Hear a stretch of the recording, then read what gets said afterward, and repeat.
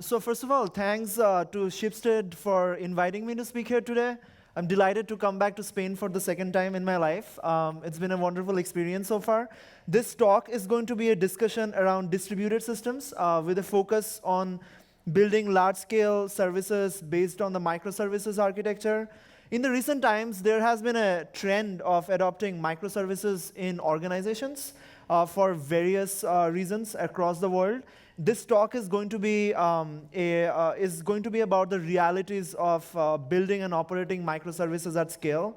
It's very close to my heart since I have played the roles of an SRE, platform engineer, senior engineer over the last couple of years, and have spent a good deal of my time building large-scale services based on microservices and service-oriented architecture, and seen them fail miserably, and as well as seen them work really well.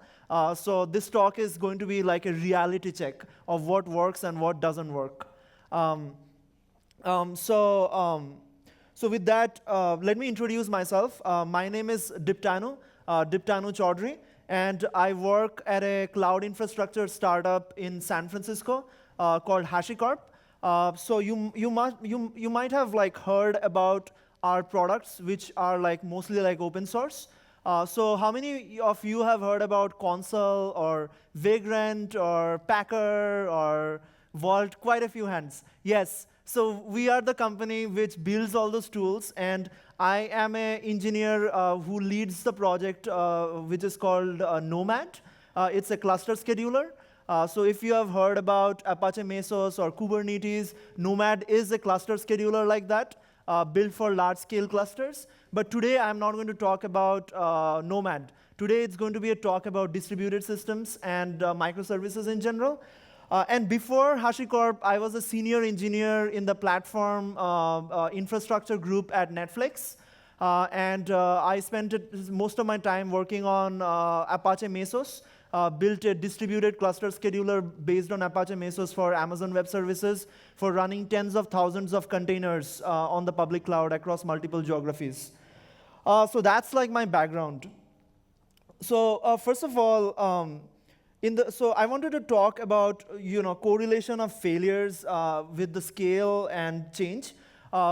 Before I start talking about distributed systems, I wanted to harp on this because a lot of times we build systems with the hope that they're going to work well in production, and not always do systems work well in production.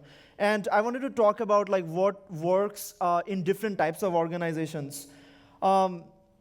So the nature of an organization, the type of the business, culture, etc., influences what kind of failures we can expect to see. And scale and the rate of change are the two primary reasons which dictate failures. By change, I mean changes in software, configuration, new features rolling out to users. And scale basically means the number of users using the service, the size of the compute infrastructure, etc. Now, why is this important at the beginning of my talk? Right? We are talking about distributed systems. Distributed systems are complex, and microservices are distributed systems because they are basically a bunch of services working together. And most often, and during the time you're running a microservices-based system, you'll be working with failures. So I wanted to start with that. So on one side of the spectrum, we have enterprise IT. And in enterprise IT, things change very less frequently. Most of the changes are gated by people, by organizations, by groups, and the number and the scale is also relatively less. It's basically maybe 100 or maybe 1,000 users, and everything seems to work. You might have a SharePoint infrastructure or a Outlook server infrastructure or your internal applications. They don't change as much, right? They change pretty much once in 5 months or once in 6 months or whenever it happens. So you don't see a lot of failures. But at the same time, you will see that sysadmins or your IT infrastructure people will send you emails saying that, hey, we are going to take down the internal wiki application because we are going to update the databases. So you will see things like that. So you will see managed downtime. They call it managed downtime, so that's the time when applications are not available. Telcos, on the other hand, they are also slowly changing, right? You don't get to hear people deploying new routers or new switches every day. but the scale of the hardware is like really large. Like they have a lot of routers, they have a lot of routers, a lot of switches everywhere across the globe. And there you won't hear them having outages because the software is not running, right? That is why Erlang was invented for software which is going to be running all the time and is going to be very crash tolerant and failure tolerant. But you will hear that hardware has failed. Like you will see them replacing switches, replacing router off and on because of the nature of the large number of hardware, like something or the other is always going to fail. And then there are startups like us, where we change very rapidly. And we are always like building new features, and we are always trying to like deploy those new features so that users can access them. But our scale may or may not be that large. It depends on how much success the business is having. Usually in the early stages, like the scale is not large because the company is just trying to bootstrap. And maybe in the later cases, like when the startup has evolved, like you will see that the scale is increasing. But at the same time, like when the startup starts getting stable, they are not making a lot of change because they have sort of identified what their product is and they are going in a steady state. So in those kind of situations, usually the software is what fails because you're writing software so quickly, you may or may not have tests, you may or may not maybe doing things in the right way. So you'll see like on and off like software breaking. And then there is the other extreme corner of the graph where it's the companies like Netflix or Facebook or Google, where the change is also large. You have like tens of thousands of engineers working to build features, and the features are always getting rolled out into production because they practice things like continuous deployment or continuous delivery. And at the same time, the scale of infrastructure is really large, right? At Netflix, we operated like our clusters at tens of thousands of nodes for every service, or some of the major services. And this is what I call the web scale. And this is where like everything is broken. Like you'll see like broken hardware, you'll see like broken switches, you'll see like broken routers, and at the same time, like you'll see like software failures as well. And today, for the rest of the discussion, I'm going to be talking about services and design patterns of building services which are of web scale, right? What are the things that we need to be doing to write services which scales to the internet? And also, I don't think I mentioned, if you have any question during any stage of the presentation, like please stop me and ask the question. I like having an open conversation during my talks. So let's go back, let's take a step back and see like some of the trends that has happened in our industry. Something interesting has happened with hardware over the last decade. Instead of investing in reliable mainframes, we are buying compute infrastructure from IaaS providers like Amazon and Google. I hope like it's mostly true in Spain as well. And compute infrastructure on the cloud is mostly made of commodity hardware and commodity network. Like we are not talking about buying reliable mainframes from Amazon. We are trying to say that we are buying commodity grade hardware on EC2, which can be shut down at any given point of time, or which can have failures. People are even buying like spot instances on Amazon, which basically means those instances can go anytime during the time when software is running in them. And thanks to the Moore's law, we are seeing slowdown in the increase in the speed of the processors. But now we get servers which have too many processors, right? Like in the early 2000 or mid 2000, we were always hearing that processor speed were going up and up and up. But whereas now, like we don't hear too much of that. Instead of that, what we hear is that there are more number of processors on a single machine. For example, R38XLs on AWS, like I think they come with like 16 cores or something, which was unprecedented like maybe like 10 or 12 years back. And the future belongs to software, I think, which can distribute workload across multiple cores and not rely on cores which are really fast. And if you look at NUMA hardware, they are more or less like running processes across networks, just that the cores, CPU cores, are connected by very high-speed interconnects. Now instead of running a few reliable servers, I think the data center of 2016, you are running tens of thousands of like unreliable hardware, but which has many cores than the traditional server, which had a single core, but in a very high clock speed. And something similar has also happened with software. right? Instead of doing monoliths running on IBM WebSphere or like WebLogic or something like that, we are breaking our services into many services. Instead of saying that a single process is handling things like authentication, handling backend requests, handling business logic and everything, we have moved on to a world where we have an identity service, we have a backend service, we have a mid-tier service, and then we have data persistent service, and so on, right?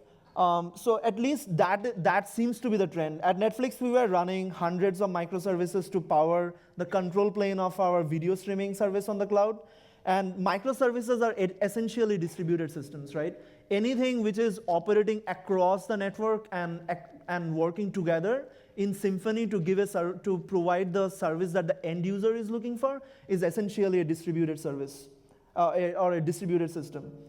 And with microservices, typically an end user request fans out to 30 to 40 services over the network. And when I was saying like in Netflix we were running hundreds of microservices, I was not kidding. Like this is the fan out of like a end user request to all the microservices that power the control plane, right? So I think there are like 400 odds microservices behind every request you make on Netflix.com.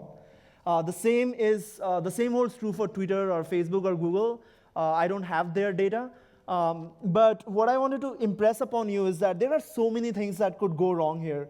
And it means that there are 40 or 30 different point of failures. So yes, we have gone from monoliths to microservices, but at the cost of what? At the cost of increasing at the cost of increasing the unreliability of the overall system.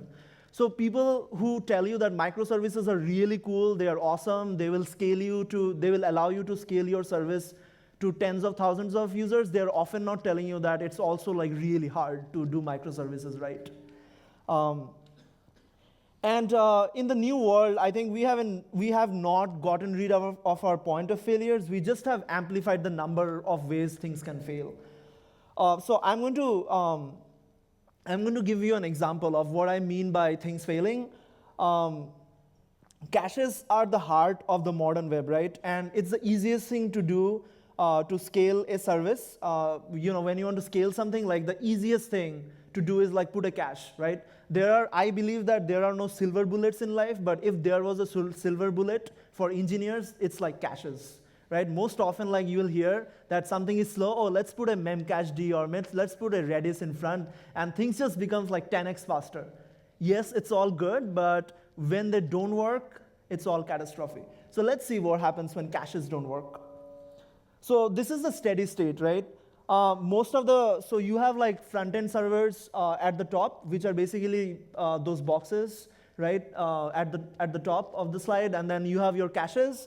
And then you have the origin servers. So the origin servers are basically the servers which handle the business logic and which has all the logic of responding to the users and say that, I decided that I'm not a good programmer and I'm lazy. My backend servers are slow. What do I do now? So instead of like making my origin servers fast, I'm going to put a cache in there. So in the steady state, everything is fine. Like things are going to the cache. There is a very low cache miss rate. So only like 1% of my requests that the users are making are going to miss caches, and everything else is going to be served from the cache. So things are really fast because all the data is in the memory.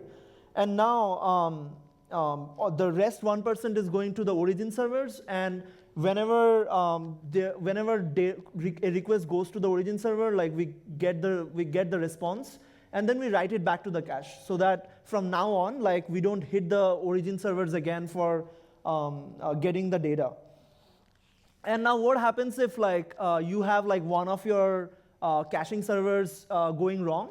Like what would happen is, like you are probably running like a memcached cluster or like a Redis cluster, and you are not probably running like a single cache node, right? So it's very common to have like one cache node going down. And when that happens, what would happen is that you will see that the normal 1% cache rate sort of increases like 10 to 30%. Like you'll start seeing like 30% cache miss rates. And then now your origin servers are getting like 30% of the total request instead of getting 1%. So if you have done some capacity planning and stuff like that, and if you have decided that your throughput or SLA of like how many requests you can do on your origin servers were like say 500, and now all of a sudden those origin servers would need like to do like 30% more of the SLA that you thought they can do. And now what would happen is because the cache servers are the origin servers are running slow. If you have a threaded server like Tomcat or Jetty or something, which are fronting those origin servers, like your origin servers are slowly going to become slow because those threads, which are going to be responding to more requests, are going to be busy. And now, like your front-end servers, which are basically serving requests to the end users, will also become busy. So what started as a caching issue by losing one cache node now has quickly cascaded to an availability issue. And now your entire stack or your entire service is now unavailable just because one cache node was unavailable, right? So this is the nature of cascading failures or the nature of failures that can be manifesting in a distributed systems or in a system which has like n number of tiers. Is everyone with me so far? Cool. So, so applications in complex distributed architectures or microservices have dozens of dependencies, right? Each of which will inevitably fail, I think, at some point. If the host application is not isolated from these external failures, it risks from being taken down, with all of them. So what I mean is that if you have like so many dependencies, imagine all these dependencies are like services in your microservices graph. Each of these are going to have their own ways of failing. And when you see the overall, we are trying to determine like the overall failure of how the system will fail. You need to basically add up all the factors in which each of these systems are going to fail. And now that's like your whole graph of how the overall system is going to fail. And each of these dependencies have to be isolated on their own, right? Like if you think like a dependency A is like highly resilient, like it's going to eventually fail because the other dependencies like dependency H or dependency I or P is failing, right? So even when all the dependencies perform well, the aggregate impact of even 0.01% downtime on each of dozens of services equates to potentially hours or a month of downtime if you don't engineer the whole system for resilience, right? So if you have like a team working on each of these services, just having each of these teams focus on resiliency of their services is not going to help. As an organization or as an engineering group, focus has to be made that the overall system is resilient. And each of these services should assume that the other services are not going to work well. So let's take an example. Again, right, you have all these services and like there is a user request which is coming in, and say like only one of the service is not doing well, which is like the dependency I. And again, let's assume that you are running a threaded server in each of these dependencies or in each of these microservices, right? And what would happen is, say for example, the microservice I is running slow for some reason, and you are running Tomcat. So all the Tomcat threads in the service I is going to become busy, and slowly you will see that the load average of the system is going high, and the number of requests that system is doing is going to decrease. And what would happen is that is going to cascade into busy threads at the front. And what would happen is, because there is like a single dependency I which is failing, even though the rest of the ecosystem is really doing well, the overall availability of the system is going to be low.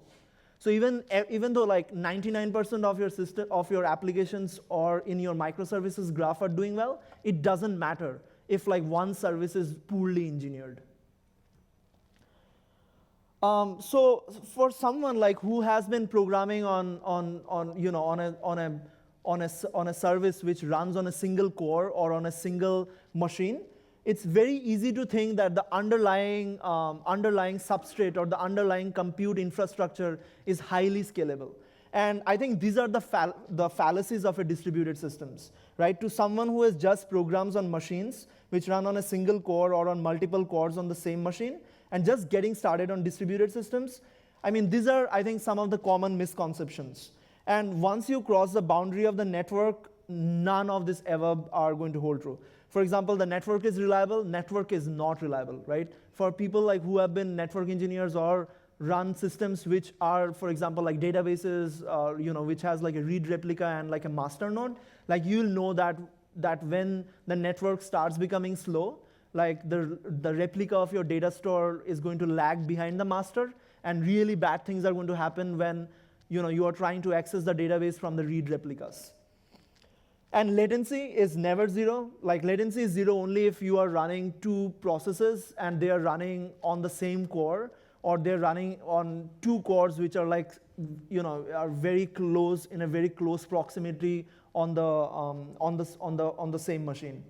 Bandwidth is not infinite, the network is not secure, and the topology is going to change, and there are going to be more than one administrator of your system, or there are going to be more than one control plane of your system, and the network is never going to be homogeneous. So pretty much like everything that is there on this slide, put a not on top of that, and whenever like you're programming in microservices, like that's something to keep in mind. I like this quote by Sidney Dekker, and this is like one of my favorite books. It's called Drift into Failures. It basically says that understanding failures are really easy when you are isolating something, right? If I have a bottle, I can really I can find out like in what ways like water can spill out of it, right? But add like multiple bottles or add like multiple sources of water, like suddenly like the understanding of like how something can break is going to like become really difficult.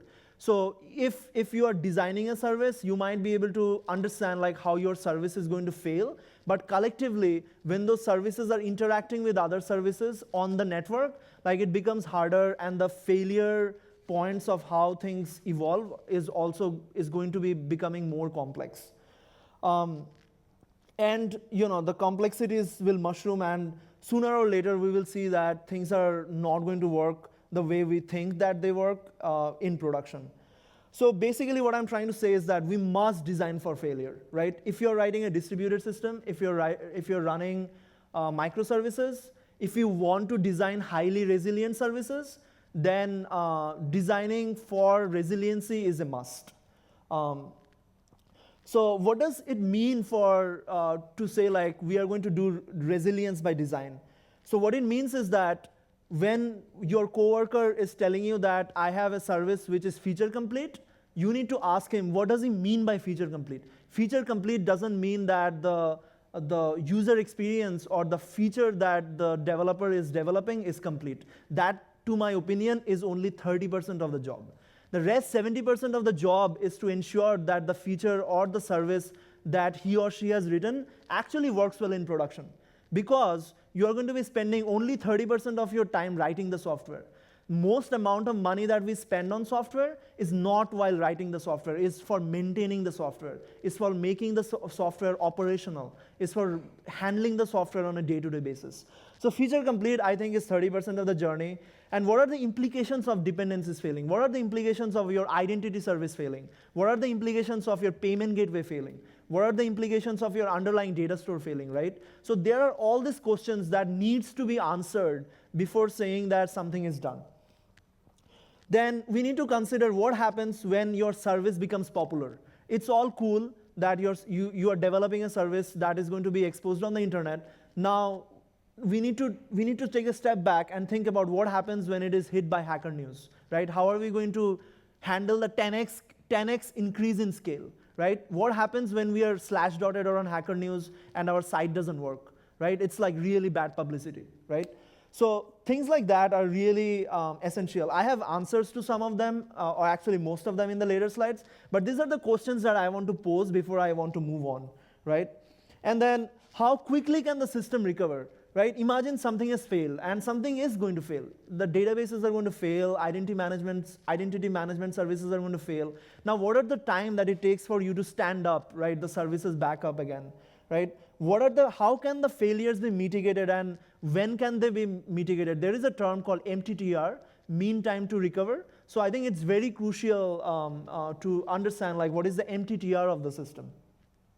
And how does the systems grow, and the implications of data center failing. Like it's all cool to say that we are running on AWS, we are deployed on multiple regions on Amazon, But as we all know, US East 1 is going to go down every 6 months or every 1 year or 2 years, right? Like, it's going to fail. Now, what happens when US East 1 fails? Like, how do you move all your traffic or all your users for the period of 3 or 4 hours or maybe like 20 minutes or whatsoever from US East 1 to US West 2 or Dublin or to Frankfurt or something like that, right? So there needs to be strategies in place.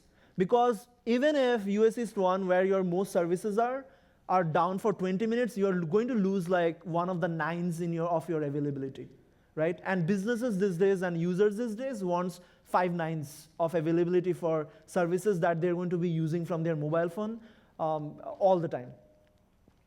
So I think the best way to avoid failures is to fail constantly. And this is something that we did very often at Netflix, like every day, every hour. It's called chaos engineering. And chaos engineering is basically the discipline of experimenting on a distributed systems in order to build confidence. So in order to gain confidence, what we did at Netflix was like we used to make our systems fail all the time, based on automated procedures. So we were like, you know what, we know that services are going to fail, we know that nodes are going to fail, we know that databases are going to fail. What if we kill them ourselves, right? Instead of waiting for a month to happen, like what if like we killed it ourselves? Like let's see what happens during business hours, because that is the time when we are active. Instead of something failing in the middle of the night, let's see what happens when everyone is in office and see like what happens when things fail. And it was really cool because we did failure injections, like we found out so many issues in our systems so that like when things actually failed, we had an automated response to things failing. So in order to do chaos engineering really well, like you need a way of doing failure injection. And faults across network boundaries are really blurry. In distributed systems, it's really hard to reason why a service has increased latencies and things like that. For example, like if you have 2 services across the network, now a service is running slow, like it's really hard to say like why that service is running slow. It can be because the network is slow, it can be because if you're running a JVM app, the JVM is doing garbage collection, right? If you're running a service which is reliant on Cassandra or something, or like a Memcached or something, like the connection or the packet per second that the service is doing to your database might be less, right? So your overall response time of your service can be high, right? So but the cause of why a service is running slow from another service over the network is really hard to do. So for doing fault injection, I think like it's really the easiest way to do fault injection is to just shoot a machine on its head, right? Just kill a service, and then when you kill a service or just insert like something like a TCP/IP rule for, or not a TCP/IP rule, like a firewall IP tables rule to drop packets and things like that, you can simulate those kind of failures. So there is a tool, I don't know if you guys have heard, it's called JESPen. So JESPen is a tool that I think Kyle Kingsbury wrote for testing distributed systems. So that uses this technique of inserting IP table rules to drop packets or randomly drop connections to basically simulate the effect of what happens when a service fails and what happens when that service fails, what are the effect on its dependencies. Are there data corruption? Are there unavailability issues? Are there issues in leader election, right? So all sorts of issues emerge out of failure injection that would have come out anyways at some stage during the life cycle of a service. So let's go over what kind of failures happen, and then we will see like how we can mitigate them. If you're feeling really depressed because I'm talking so much about failure, please hang on. I'm going to be talking about how to get around them in a short while. Don't give up on me yet. So let's talk about node failures. You're going to see node failures. So the easiest way to mitigate node failures are to not deploy like a single node. Deploy a cluster of node, right? Like when you have more than one node, chances are that nodes are going to die, but you're still going to have other nodes in the cluster. And states, should it be at the service level? What it means is that if you have a service which is running, which is stateful in nature, then that state should not reside on one machine. The state should be replicated across more than one machine. In that way, what would happen is when that node dies, there are other replicas of the data available in the cluster, and the user still, or the service which is requesting the data, still has that. So whenever there is a state, it should be a cluster. It should not be a single node. Unless the chaos monkey or something like that and kill nodes automatically to make sure that you are resilient to node failures. Switch failures. You don't really see switch failures on the public cloud, but if you're running on a private data center, like switch failures are going to happen.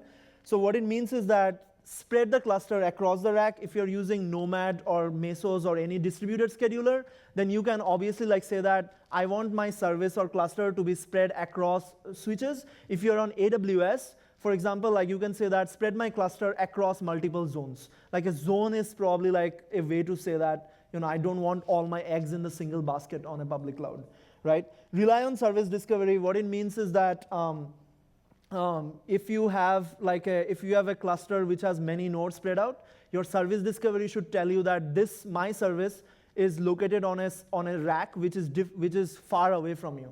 So what it means is that your topology or your network, if you have distributed your cluster across data centers, is visible to you. The topology is visible to you so that you can route to your closest neighbor. And if your closest neighbor fails, then you go to a service which is running farther away from you. Data center interconnect failures. This is something that will happen if you have two data centers and they're connected by fibers. The same thing can happen on Amazon. You can see suddenly latencies between one zone to another zone increasing. So what it means is that you spread your clusters across data centers, and you basically have a software load balancer to fall back on a healthy data center, and unleash something like Chaos Gorilla. At Netflix, we often did that. We often ran something called Chaos Gorilla, which would take a whole zone out and see whether our service is responding when there is a complete zone failure, or there are more than one zone failures on AWS. Region failures, again, this is the example that I was citing. You might see once in a while the whole region failing or a collection of data centers failing. This usually happens because of power failures or switch failures or router failures at the edge of the network. For example, someone can fat finger the BGP routes, and you can often see that no packets is coming in or going out of a single region. So in that case, the way to mitigate that would be to run your services in an active-active fashion and use something like GeoDNS, like Route 53's geographic records and things like that, where you can say that I'm running my services in active-active fashion in two different data centers, and then now with a single switch in the DNS, I can move all my traffic from one data center to another, right? Or one region to another. It's easy to say that, but it's actually harder. The whole active-active is another, I think, a topic for another talk. You will need data stores like Cassandra or something which is replicating in an active-active manner all the time. And then you can use proxies at the edge to relieve pressure. For example, if a region is not doing well, you can always route the request that the users are making onto a single region to another. Usually the difference between, for example, something like US East 1 or US West 2 is 80 to 100 milliseconds. And this is usually fine for end user requests. And then DNS failures are the most complex failures, and I really don't have a good answer to DNS failures. I think 2 years back, Ultra DNS had a big outage. And I don't know if you guys remember this or were affected by it. The service that I was running was affected by it. And the only thing that I could do when Ultra DNS was failing was twiddle my thumbs and increase the TTL so that next time when Ultra DNS fails, my services are resilient for at least 5-6 hours. And by the time usually failure recovers, even if it's a denial of service request or something. So availability doesn't mean fault tolerance. This is something that I wanted to impress upon you, because I think a lot of people use availability and fault tolerance interchangeably. Availability means the proportion of time a system is in a functioning condition. If a user cannot access the system, it's not available. Fault tolerance, on the other hand, is the ability of the system to behave in a sane manner when the system is not available. So for the rest of the talk, I'm going to talk about availability because fault tolerance is very domain specific, right? I cannot have a recipe to share of how to make your system fault tolerant, because if you're doing a medical application, the fault tolerance is very different than writing something for a gaming service. So everything from now on is going to be talking about availability, like how to increase availability. So let's talk about some of the tools for building resilient systems, right? So the first thing that comes to my mind is reactive load balancers. Traditionally, load balancing between backend services or different microservices has been done by proxies, such as Nginx, HAProxy, or Apache. And the load balancing algorithms were usually typically very trivial, like round robin or least connected, etc. These techniques treat the backend servers as opaque. However, we can do like much better than them, right? We can have software load balancers like Twitter's Finagle, which is open source.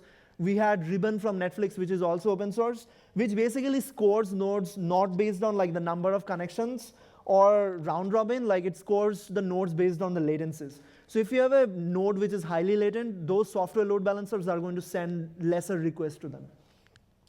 Then there are things like parallel requests. What it means is that parallel requests are really good for reducing the 99th percentile latency. So you might be responding at 1 millisecond or 5 millisecond for most of your users, but for like 1% of the users, you might see that latency is going up to like say 150 milliseconds or 100 milliseconds. So in that case, like making parallel requests is like really good. In that case, like you'll get faster response from one of your services, and then you can do request cancellation on the other service on the other request which is slow. And then you can do like something like round robin, not round robin, like shuffle and randomized load balancing, where even after choosing a server which is like less latent, you can randomize and shuffle which one you are going to take. So then like you have a very random variation of the request you are making across the whole cluster. And then stream-oriented protocols are becoming very popular, in which instead of making multiple requests and multiple TCP/IP requests to every server, you are going to be making like a single request, and you are going to keep the connection alive, and you are going to basically making like multiple requests over the same TCP/IP connection. There are circuit breakers. Circuit breakers are basically another, like a large topic, but basically this means that you use a circuit breaker like Hystrix or something similar, which basically means that every network connection you are making from your microservice to another, you're guarding them by a library. What it means is that if something is taking long, like you cut that connection and respond to the other service which is requesting to you with a fallback. That's pretty much like the gist. And then you could do like bulkhead, you could do aggressive timeouts and things like that. The idea is to like not make any naked HTTP or TCP/IP connection over the network. Always guard them by something like a circuit breaker so that the circuit is stripped when something doesn't work. Dynamic cluster schedulers, I can talk all day about it, but it means that if you're running something without a cluster scheduler, you're probably going to see less quality of service or less utilization. So it's always nice to have like a cluster scheduler on top of which like you deploy your services, so that if services fail, the cluster scheduler is automatically restarting. If you have a larger number of, if you are going to scale out, and if, for example, Amazon has lesser number of machines, the cluster scheduler is going to negotiate with the cloud provider to basically get more machine and scale out your services and things like that. Then there are dynamic service discovery. What it means is that instead of having like the list of IPs hard-coded on a file or something, use a service discovery tool like Console or Netflix's Eureka, where whenever services come or topologies change, the service discovery system is reporting the changes in the network. And then do reactive scaling. The answer to like a large number of requests or lower response time is not always to scale up. If you are seeing like a lot of requests coming in through your gateway, most often you want to actually like throttle the number of requests coming in, because at some stage you are going to be not having the capacity to respond to 1 million connection. So in that case, it's better to have 90% of your users having a really good experience and 10% of your users having degraded experience, rather than taking the whole service down, right? And then finally, there is immutable infrastructure. Treat your services as kettles and not as pets. Don't give them names. Give your clusters like names which are machine readable. Just treat your clusters as machines and computers as machines and not as human beings. Like Obi-Wan Kenobi, like don't call your servers that, because that server probably is going to die sometime and then it has to be replaced. So there is no point in being attached to servers. And then infrastructure should always be considered disposable. You should be ready to like let go of your servers and your infrastructures. And finally, there is no getting around to it. You are always building a distributed systems in 2016. whether it's serverless or you're putting a server or whatever. And finally, these are some of the things to read. Sidney Decker's Drift into Failure, Richard Cook's How Complex System Fails, and notes on distributed systems for the young blood. Thank you.